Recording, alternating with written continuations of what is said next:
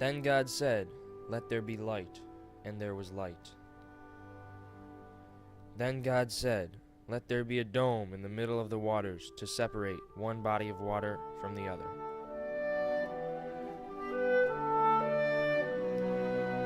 Then God said, "Let the water under the sky be gathered into a single basin, so that dry land may appear."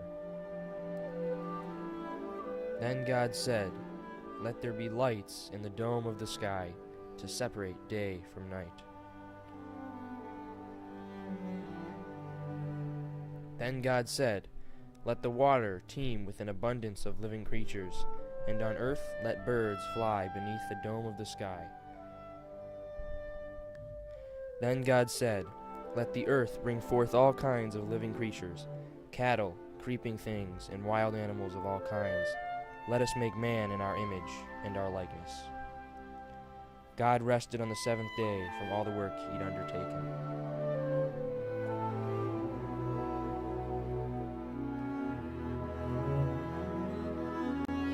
God created Adam as the first man.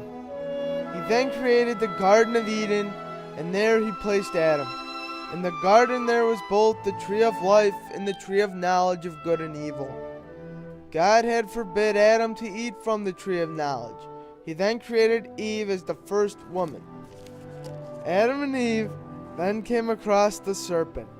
The serpent, being very clever and cunning, told Adam and Eve that they wouldn't die if they ate from the tree of knowledge.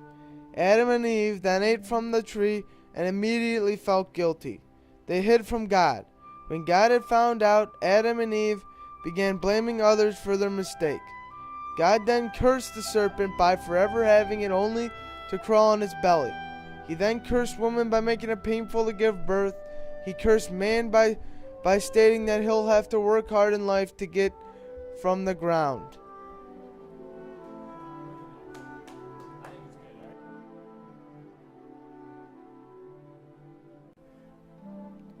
God created everything in 6 days and 6 nights. God created man out of dust and woman out of man's ribs.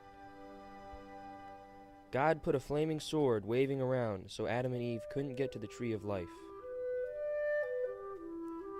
God put a mark on Cain and made him a restless wanderer.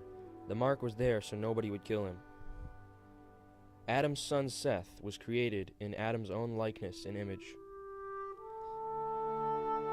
God told Noah to build an ark because he was going to create a huge flood to end all the people and violence in the world. God sent a wind over the earth and receded the flood. God created a rainbow in the clouds to show and remember God's covenant with Noah. All of Noah's sons created nations all over the earth and created one language for everyone.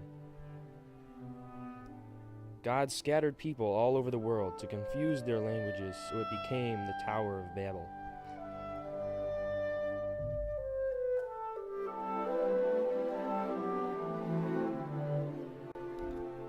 Original sin began when Adam and Eve took the fruit from the tree of knowledge.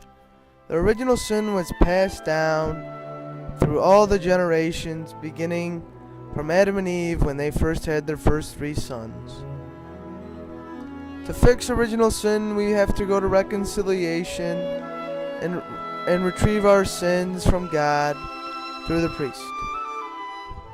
This is a picture of how the serpent was pulling Adam and Eve towards him, and how the angel is pulling them away from the tree.